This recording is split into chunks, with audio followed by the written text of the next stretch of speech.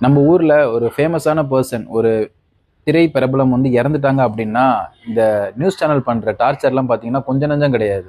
ஒரு 6, 7 வருஷத்துக்கு முன்னாடி கூட அவங்க இந்த அளவுக்கு பண்ணல. பட் இப்ப பார்த்தீங்கன்னா, ரொம்ப மோசமா பண்ணிட்டு இருக்கானுங்க. வரவங்க இறந்து போனவங்கள பார்க்க வரவங்க கிட்ட போயிட்டு, "நீங்க எப்படி ஃபீல் பண்றீங்க?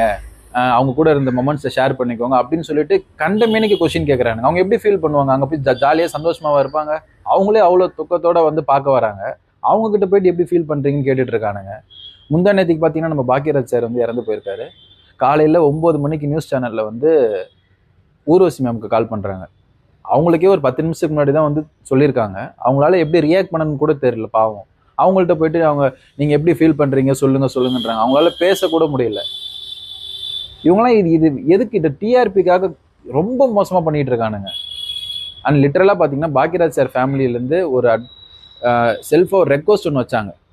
இந்த மாரி எங்களுக்கு வந்து ஒரு பிரைவசி வேணும். ஸோ நீங்க கொஞ்சம் தள்ளி போய் நில்லுங்க அப்படின்னு சொல்லி ரெக்வஸ்ட் பண்றாங்க. அப்பயும் பார்த்தீங்கன்னா, மைக்க தூக்கின்னு போயிட்டு கிட்ட கிட்ட நின்னுகிட்டு வரவங்க போறவங்கட்ட எல்லாம் வந்து வரவங்க வந்து பார்க்க வரவங்கள விடவே மாட்றானுங்க. அங்கேயே நிப்பாட்டி ஃபோன் எடுத்துட்டு போய் மூஞ்சிகிட்ட வைக்கிறது, மைக்க கொண்டு போய் வாய்க்கிட்ட வச்சுட்டு சொல்லுங்க சொல்லுங்கன்றது ரொம்ப அராஜகம் பண்ணிட்டு இருக்கானுங்க. அண்ட் நிறைய பேர் பார்த்தீங்கன்னா வந்து இந்த இந்த நியூஸ் சேனல்லாம் வந்து பேன் பண்ணணும், இந்த மாரி ஃபியூனரல் ஹவுஸ் கிட்ட வந்து விடக்கூடாதுன்னு சொல்லிட்டு இருக்காங்க. பட் இது பேன் பண்ண வேண்டிய விஷயமே கிடையாது. இதெல்லாம் அவங்களுக்காக ஒரு அறிவுன்னு ஒன்று இருக்கணும். நம்ம போய் இந்த மாரி பண்ணக்கூடாதுன்னு சொல்லிட்டு. பட் அவங்களுக்கு வந்து டிஆர்பி முக்கியம் அப்படின்றதுனால அவங்க பண்றாங்க அப்படின்னா, கவர்மெண்ட் வந்து இமீடியட்டா வந்து இந்த மாதிரி இவங்களை வந்து அந்த வீட்டு வாசல்ல இல்ல, அந்த தெருவிலே உள்ள விடாத அளவுக்கு ஒரு சட்டத்தை கொண்டு வரணும். அப்பதான் இந்த மாதிரி விஷயங்கள்லாம் தவிர்க்கப்படும். தேங்க்யூ.